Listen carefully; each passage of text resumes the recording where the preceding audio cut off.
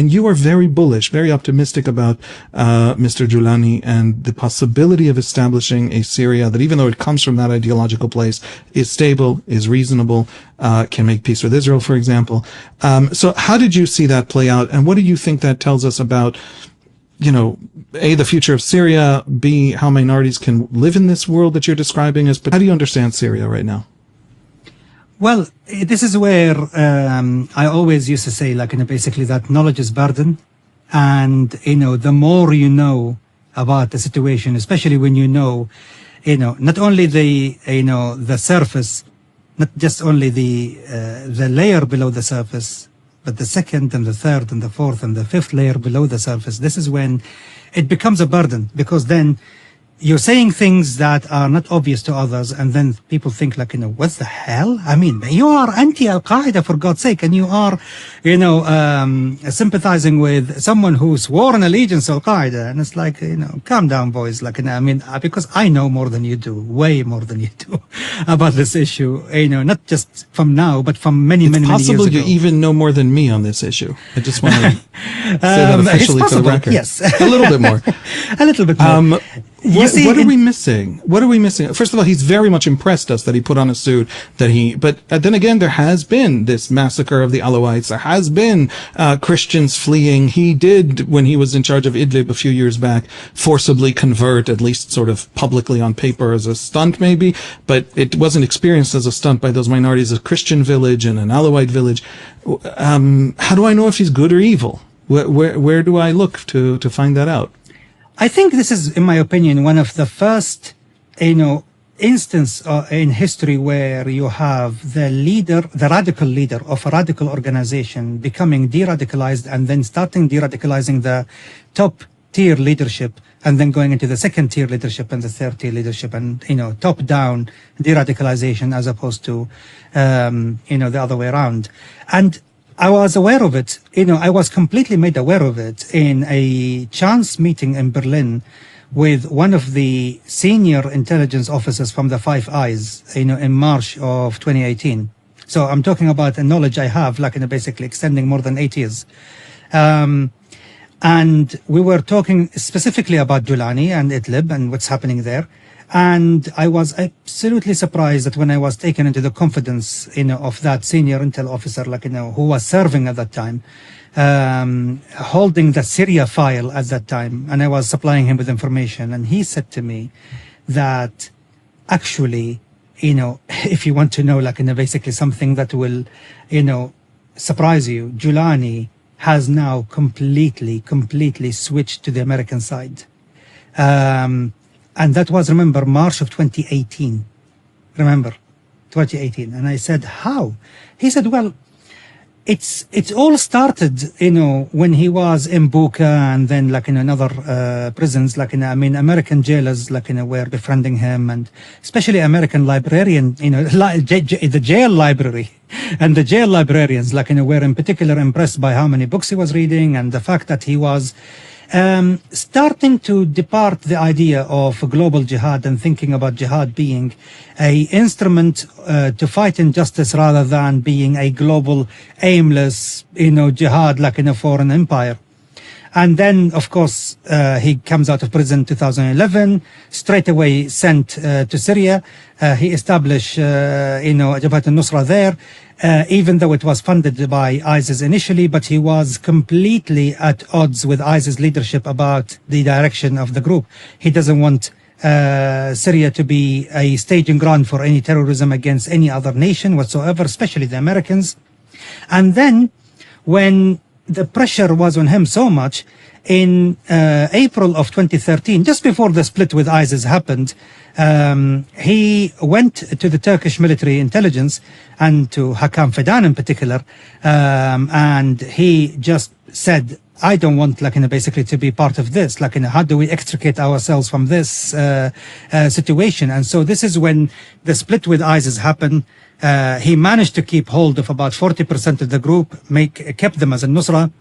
60% went with ISIS, but then you know what happened with ISIS. So what happened is, for the next several years, he was passing on to the Turks every single bit of intelligence on ISIS camps, weapon depots, location of their leaders, exact coordinates. So the Turks were passing it on to the Americans, drones, fighter jets, everything you can imagine, decimated ISIS. But then he, of course, when he left ISIS in order to remain legitimate in the eyes of his followers, he gave his allegiance to Al-Qaeda. Al-Qaeda decided, oh, great, thank you so much. We're going to send now our own leaders to you. So they started sending people like Abu al-Faraj al-Masri and Abu Abdullah al-Muhajir and Ibrahim Siyasa and all of these leaders, only for them to be killed one after another by American drones. Somehow, someone, somewhere was leaking their, locations. Why? Because Al-Jolani was leaking their locations to the Turks, and the Turks were giving it to the Americans, and then brownie points, one brownie point after another. And so at some point, the Americans worked it out and told, in late 2017, they told Hakam Fidan, we know who your source is, we want to meet him. And so a meeting was arranged, and it was in January, just 2 months before I met that intelligence officer, in January of 2018, the meeting happened. And in that meeting, Al-Jolani basically asserted that, I have no interest whatsoever in anything that is remotely related to global jihad. We despise, this idea completely. And we made sure that anyone who is trying to make Idlib a staging ground, for attacks against any other nation will meet his demise before he even achieve it. So he was asked the question, what do you want? And he said it exactly like this. He said, to rule Syria. That was what I was told in March of 2018. And so I was thinking that that was smart. But does, those around him know that? And the answer was, most of the first tier leadership know that, know his strategy. They have converted to that.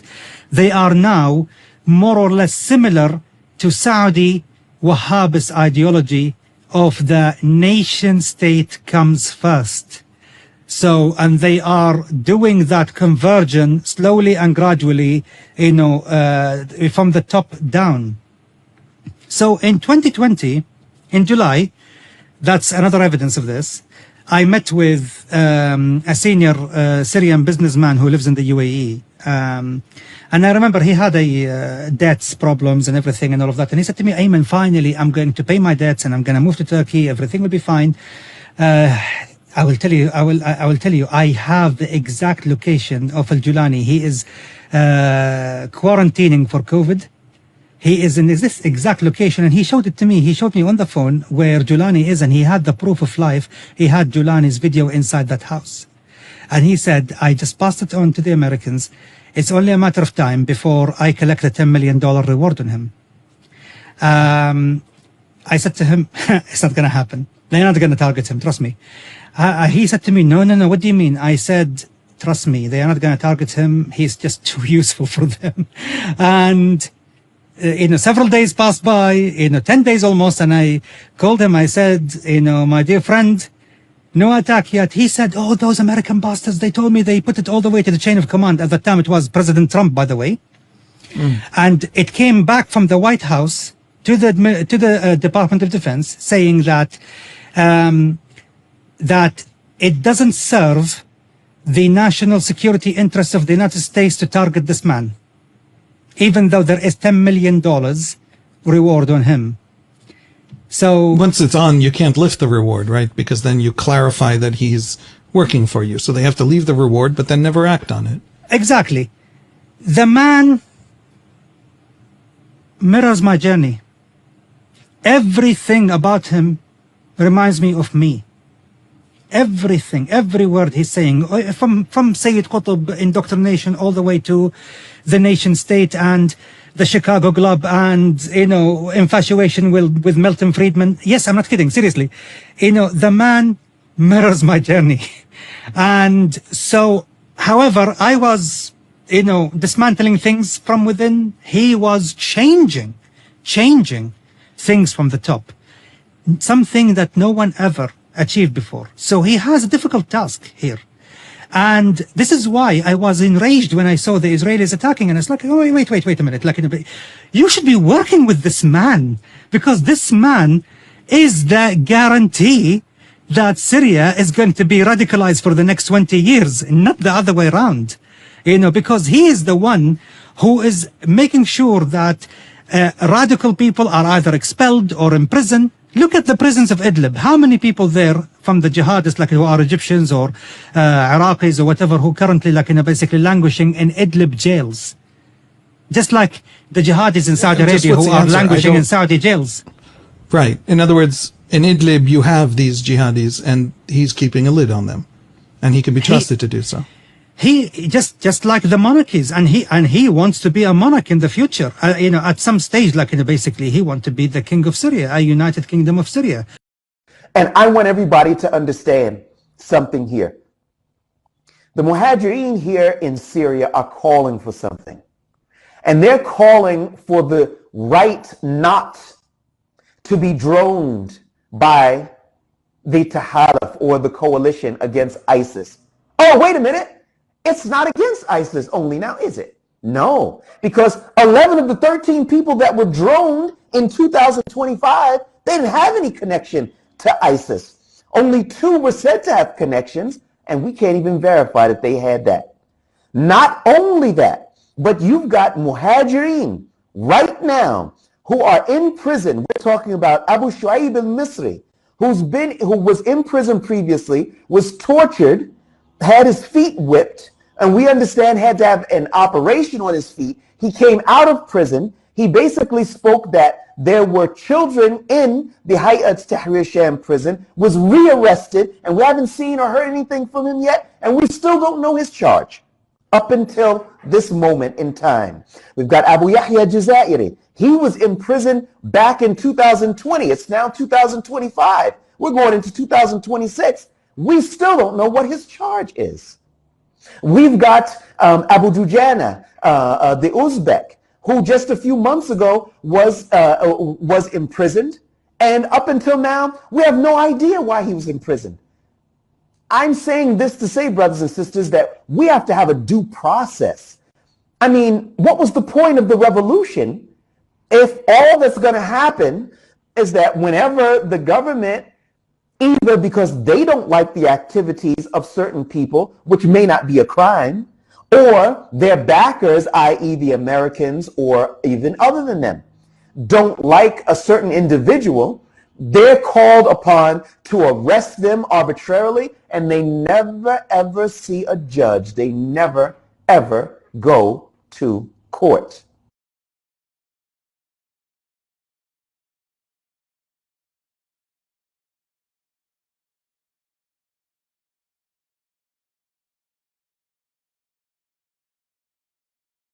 أنا قعدت مع الجولاني، والجولاني حكى لي على كتيبة من الكتائب، قال لي هدول كفار. قلت له ليش؟ قال لي قعدوا مع جون كيري. لا يدفعن أحدا منكم للانقياد خلف الغرب ومشاركته في حلف الشر الذي يسعون فيه للقضاء على جدوى الجهاد وتسخيركم لمشروع علماني أو تهجينكم مع النظام النصيري بتسوية سياسية بعد إنهاء المراحل الأولى من أهداف الحملة. ومن تعذر بدفع صيال جماعة الدولة أو غيرها فليقم بذلك دون أن يكون شريكا في التحالف الصليبي. قال تعالى: يا أيها الذين آمنوا لا تتخذوا اليهود والنصارى أولياء بعضهم أولياء بعض ومن يتولهم منكم فإنه منهم إن الله لا يهدي القوم الظالمين. وفي أي وقت جمال معروف أو غيره يعلن توبته ويقطع كل علاقاته مع الخارج، العلاقات التي فيها عمالة مع الأمريكان أو مع المخابرات السعودية أو مع مخابرات تابعة لدول أخرى، ويعلن توبته ويعود إلى أهله وإلى ناسه، فهو سيكون في هذا الوقت أخ لنا ندفع عنه ويدفع عنا ونستعين به ويستعين بنا على الحق والخير، لكن بشرط أن نكون نعمل تحت راية لا إله إلا الله لتحكيم شرع الله ولإقامة حكم الإسلام في هذه الأرض، لا أن ننفذ أجندات الغرب.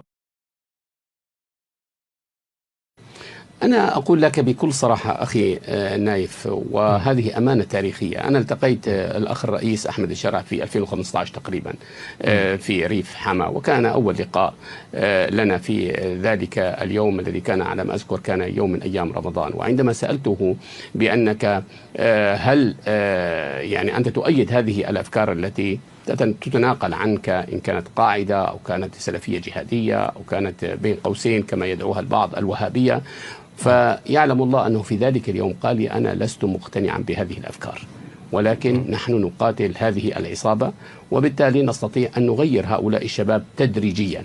وهذا ما فعل من 2015 إلى 2025 خلال 10 سنوات.